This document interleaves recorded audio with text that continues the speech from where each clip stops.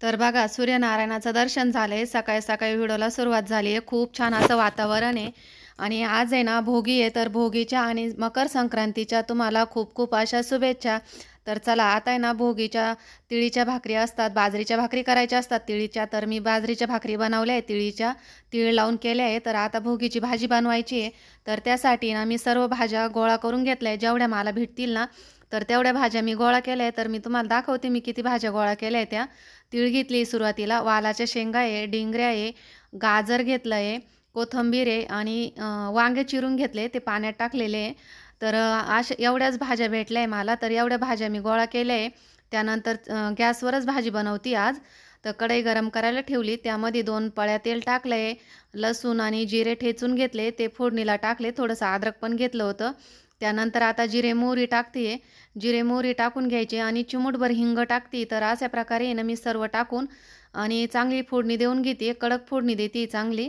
तर फोडणी दिल्यानंतर आता सुरुवातीला आहे ना वांगे चांगले धुवून टाकते. तर काय होतं माहिती का, वांगे लवकर काळपट पडतात ना, त्यामुळं त्यामध्ये मीठ टाकून आणि 2 पाण्याने स्वच्छ धुवून घेतले आणि आता आहे ना ते परतायला टाकते. तर वांगे जास्त होते माझ्याकडं म्हणून मी वांगे जास्त टाकले भाजीमध्ये आणि बाकीच्या भाज्या थोड्या थोड्याच होत्या. हरभरे काय मला भेटले नाही. ओले हरभरे टाकायचे असताना ते मला काही भेटले नाही, त्यामुळं मी काही टाकले नाही ते. आणि त्यानंतर वालाच्या शेंगा, डिंगऱ्या, गाजर आणि कोथिंबीर सर्व एकत्र टाकून देते आहे. आणि ह्या भाजीला म्हणजे भोगीच्या दिवशी ना तिळीचं जास्त महत्त्व असतं. तर त्यामध्ये मी तीळ पण टाकली आणि शेंगदाण्याच्या कुटाऐवजी ना तिळीचा कूट वापरणार आहे मी.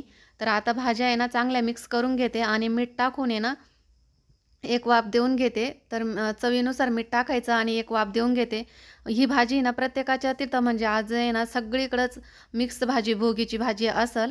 तर तशीच माझ्या घरी पण आज भोगीची भाजी आहे, प्रत्येकाच्या तिथं असती. तर ही भोगीची भाजी ना सवासनींनी खायची असते. तर त्यामुळे आहे ना भोगीची भाजी करतात. असं काही आहे महत्त्व. तर हा आहे तिळीचा कूट. तर तिळीचा कूट टाकते मी. आता भाज्या चांगल्या वाफवल्या आहे. त्यामध्ये आपले दररोजचेच बेसिक मसाले टाकते. चांगली परतून घ्यायची. आणि भाजीचा कलर पण बदलला आहे. तुम्ही बघू शकता चांगल्या परतून झाल्या आहे भाज्या. तर त्याचा कलर पण बदलला आहे. आता आपले दररोजचेच घरगुती मसाले टाकते मी. 2 चमचे लाल तिखट टाकलं आहे आणि 1 चमचा काळा तिखट, पाव चमचा हळद असे मसाले टाकून घेते आहे. मसाले टाकून घेतल्यानंतर चांगलं परतून घेते. आणि आज भोगी म्हटल्यावर आहे ना काय राहतं माहिती आहे का, खेड्यागावामध्ये ना भोगीच्या दिवशी तर घरातली साफसफाई करतात. म्हणजे दररोज मळ्यातली कामं असतात ना, मग भोगीच्या दिवशी घरी असतात आणि घराची पूर्ण साफसफाई करायची असते. भरपूर कामं असे भोगीच्या दिवशीच केले जातात. कारण सणाच्या आदल्या दिवशी म्हणजे भोगीच्या दिवशीच आमच्याकडं घराची म्हणजे साफसफाई, घरं पुसणे वगैरे, बाहेर सडा, रांगोळी सगळं आजच्या दिवशीच करायचं असतं. तर मी ते आजच करणार आहे. मी पण आधी मळ्यात जायचे ना, त्यामुळं सर्व साफसफाई ही घराची आजच करणार आहे. तर झालं शक्य तर शूट करीलच मी, नाहीतर नाही. तर भाजीमध्ये मी पाणी टाकलं आहे. आता पाणी टाकून चांगली शिजू देऊ. तर बघू आता शिजली का काय. तर 10-15 मिनटं परत मी पाणी टाकून आणि तिळीचा कूट टाकून चांगली शिजून घेतली आहे. तर भाजी ना असं मस्त शिजली. थोडासा रस्सा पण धरला आहे.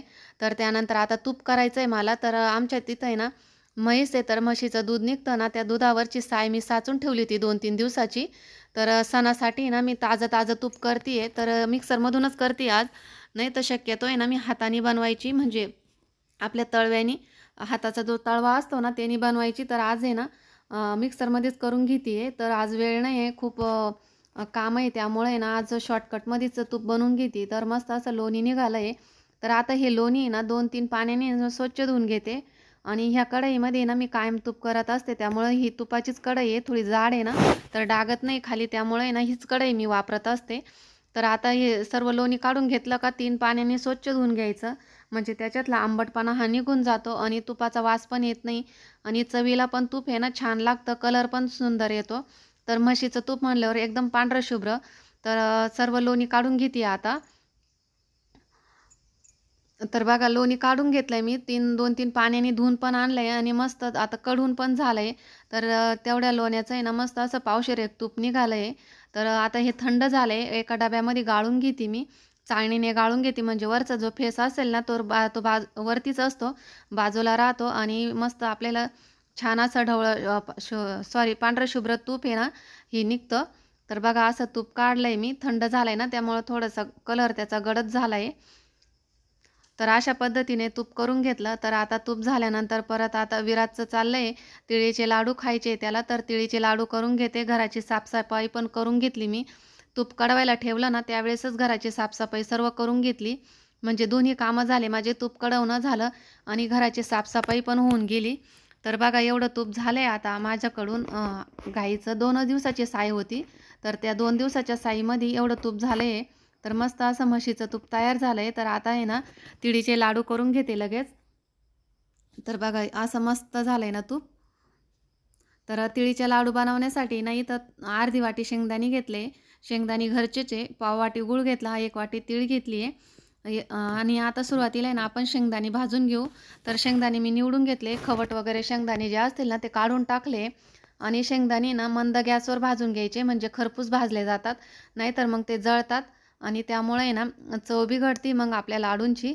तर मस्त असे खरपूस भाजून घ्यायचे. आणि नाही शेंगदाणे टाकले ना तरी पण चालतात, पण शेंगदाणे टाकले ना तर दाताखाली आल्यानंतर ते छान वाटतात, त्यामुळं मी शेंगदाणे टाकले. तर मस्त असे शेंगदाणे पण भाजून झाले खरपूस. आता मी काढून घेते. त्यानंतर तीळ टाकते. तर तीळ पण आहे ना चांगली मंद गॅसवरच भाजायची आहे. चांगली तडतड उडेपर्यंत ती चांगली म्हणजे अशी खरपूस भाजते ना मंद गॅसवरती. नाहीतर मग आहे ना काय होतं, तिळाचे बाजूला उडते फुल गॅस जर केला तर. आणि सगळ्या घरात पसारा पसारा होतो, त्यामुळे आहे ना गॅस ओट्यावर. त्यामुळे आहे ना मंद गॅसवरच आपण तीळ भाजून घ्यायची आहे. तर तीळ पण छान अशी भाजून झाली. काढून घेते मी आता तिळीला पण. आणि ना अर्धा कप पाणी टाकले आता. अर्धा कप पाणी टाकल्यानंतर गूळ जो चिरून घेतला होता ना मी बारीक, तो टाकून देते. आता हा गुळाचा आहे ना पुरा पाक होऊ देऊ आपण. तर तो म्हणजे हलवत राहायचं आहे पाक होईपर्यंत, नाहीतर मग तो आहे ना डागून जातो. तर हे बघा असं मस्त थोडंसं हे झालं, पगळला आहे गूळ. आणि हे तोपर्यंत आहे ना आता मिक्सरमधून मी शेंगदाणे काढून घेते. तुम्ही म्हणशाल टरले काढले नाही, पण मी तुम्हाला अगोदरच सांगितले होते आम्हाला टरले खूप आवडतात. त्यामध्ये ना काही प्रथिने असतात, प्रोटीन असतात, त्यामुळे आहे ना टरले आम्ही काढत नाही. आणि बघा आता आपला गुळाचा पाक पण खूप छान झाला आहे. आपण टाकून बघू पाण्यामध्ये. तर बघा मी टाकून बघितलं ना गोळी झाली त्याची, तर आपला पाक झाला आहे. तर आता आपण आहे ना जी तीळ भाजून घेतली होती ना ती टाकून देऊ. तर बघा आता ह्या पाकामध्ये ना ही सर्व तीळ टाकून देते मी. आणि पटकन हलवून घ्यायचं आहे. गरम पाक राहतो ना तोपर्यंत शेंगदाणे पण टाकून देते. पटपट हलवून घ्यायचं, नाहीतर मग आहे ना कडक होऊन जातो. आणि कसं आहे लाडू वळताना बी ना गरम गरमच वळायचे, नाहीतर आहे ना थंड झाल्यानंतर आहे ना ते कडक होऊन जातात. जर कडक झाले ना थोडंसं काहीतरी गॅसवरती ना गरम करायचं, म्हणजे परत आहे ना आपली तीळ आहे ना ती ढिल्ली होऊन जाते. म्हणजे अशी पगळताना पाक, त्यामुळे आहे ना मग कढईला लटकलेला जो पाक असतो ना तो पण निघून जातो. मस्त असे छोटे छोटे लाडू बांधून घेते मी. आणि तुमची कुठपर्यंत संक्रांतीची तयारी झाली ते पण मला कमेंटमध्ये नक्की सांगा. तर बघा अशा पद्धतीने ना शेंगदाणेवरती दिसताना लाडूमध्ये खूप छान वाटतात. तर अशा प्रकारे ना मी लाडू बांधून घेते. तर माझ्या विराजला खूप आवडतात हे शेंगदाण्याचे आणि तिळीचे लाडू, त्यामुळे मी केले. आज दिवसभर तो ठेवतो का नाही काय माहिती, पण चला करून तर घेतले. तर अशा पद्धतीने ना मी तिळीचे लाडू केले. तुम्हाला कशी वाटली माझी रेसिपी कमेंटमध्ये नक्की सांगा. तर अशा पद्धतीने ना लाडू करून बघा तुम्ही, एकदम नरम होतात. मी तोडून दाखवते तुम्हाला. गरम आहे ना जास्त त्यामुळं. तर बघा अशा पद्धतीने आहे ना लाडू होतात, एकदम नरम होतात, तोंडात टाकताच विरघळतात. तर करून बघा. तर हाय हॅलो गुड मॉर्निंग, मी उर्मिला. माझ्या आणखीन एका मराठी ब्लॉगमध्ये तुमचं स्वागत आहे. आजचा दिवस तुम्हाला सुखाचा, समृद्धीचा आणि आरोग्याचा जावो ही ईश्वर चरणी प्रार्थना. तर आज भोगीच्या तुम्हाला माझ्याकडून आणि माझ्या सर्व परिवाराकडून खूप खूप अशा शुभेच्छा. तर चला आज सकाळी भोगी म्हणजे सर्वच कामं असतात. आणि गावाकडे कसं असतं, भोगीच्या दिवशी घराची साफसफाई करायची असते, सडा रांगोळी हे भोगीच्या दिवशीच करायचे असते. अगोदर काय करते नाही, कारण मळ्यातले कामं चालू असतात ना, त्यामुळे ना शेतीचे कामं असल्यामुळे ना भोगीची आणि म्हणजे संक्रांतीची जी साफसफाई असते ना ती भोगीच्या दिवशीच केली जाते, इतर दिवशी काय करते नाही. तर म्हटलं चला सकाळपासून आहे ना तुमच्या संग बोलणंच झालं नाही, त्यामुळे ना आता तुमच्या संग बोलून घेते. कारण सकाळपासून खूप सारे कामं होते, त्यामुळे काही बोलणंच झालं नाही. आणि आता आहे ना दुपारचे 4 वाजले. सर्व काम आवरता आवरता दळणं वगैरे पण करायचे होते ना, ते पण करून घेतले. आणि आता गाईंसाठी गवत घ्यायला आली मी इथं. तर गिन्नी गवत तोडायला आली इथं. तर आजूक मला म्हणजे ओसवा पण गोळा करायचा आहे. तर त्याच्यासाठी बोरं, ऊस आणि परत हरभरा आणि अजून भरपूर काही असं ओंब्या घ्यायचे गव्हाच्या, असं भरपूर वसवा गोळा करायचा आहे. तर त्यासाठी ना आधी गवत कापून घेते गाईचं आणि त्यानंतर आणून घेते आणि सडा पण टाकायचा आहे बाहेर. तर सडा राहिला होता ना टाकायचा, तर म्हटलं दुपारी खूप ऊन होतं, ऊन असलं का मग ते उलून येतं ना शेण, त्यामुळे ना तिसरा पारा सडा टाकू म्हटलं. आधी गाईंचं आवरून घेऊ. तर आता आहे ना गाईंसाठी गवत तोडून घेते आणि त्यानंतरच मग बाकीचं आवरती. तर चला आता मी गाईंचं गवत तोडून घेते, त्यानंतर मग बाहेरचं दुसरं काम आवरती. तर बघा भरपूर असं गिन्नी गवत तोडलं आहे. आता उद्याच्यासाठी ना वासवा गोळा करायचा आहे. तर चला आपण हे ना सुरुवातीला ऊस घेऊ. तर इथं बाबांनी ऊस लावलेला होता, लसणाच्या काडाला ऊस होता. तर बघू त्याला कांड्या आल्या आहे का नाही, मग तो ऊस घेऊ आपण.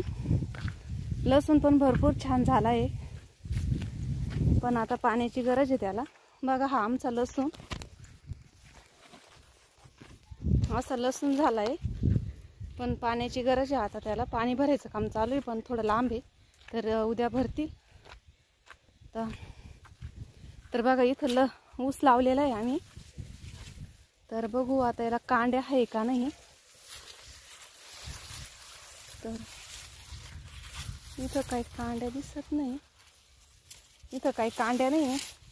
तर इथं फक्त असा ऊसच आलेला आहे. तर आता घरी जाऊन आहे ना, घराजवळ पण ऊस आहे, तर तोच काढते आता. तर सुरुवातीला ना आता बोरं घेऊन येते आधी. तर हे बघा इथं आहे ना आम्ही बोरं घ्यायला आलोय या बोरीजवळ. नाही दगड मार ना, बोरं पडतील.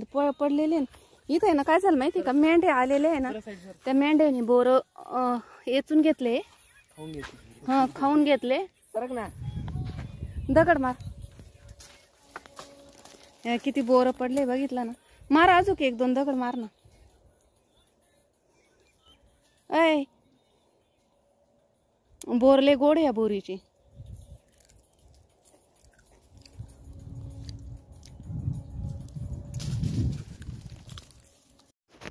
तर बघा इथं वासवा गोळा करायला आली होती मी. बोर गोळा केले आम्ही, खूप गोड बोर आहे या बोरीचे. आणि विराजने दगड मारला त्यामुळे भरपूर असे बोरं पडले. तर आता हे सर्व बोरं आहे ना गोळा करून घेते आणि घरी जायचं आहे. परत घरी पण भरपूर असे कामं आहे. तर मी दाखवते तुम्हाला किती बोरं गोळा केले मी ते.